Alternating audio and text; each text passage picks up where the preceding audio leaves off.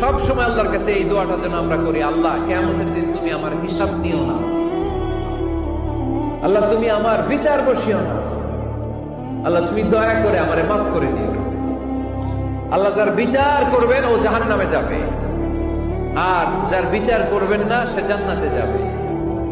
আল্লাহ যদি বিচার করে আর পাই টু পাই হিসাব নেয়, নামাজ পড়লি না কেন, রোজা রাখলি না কেন, মিথ্যা বললি কেন, খাদ্যে ভেজাল দিলি কেন, মাছে ফরমালিন দিলি কেন, যৌতুক খাইলি কেন, ঘুষ খাইলি কেন, উল্টাপাল্টা করলি কেন, জিনা করলি কেন, একটার পর একটা প্রশ্ন বানে যদি সেই ভয়ঙ্কর দিনে আল্লাহ আমাদেরকে জর্জরিত করে, আমাদের কোন উত্তর আছে?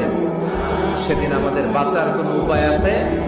তাই আমরা সবাই আল্লাহর কাছে দোয়া করবো, আল্লাহ কোনো বিচার টিচার মানি না, কোনো বিচার করতে পারবো না, দয়া করবা।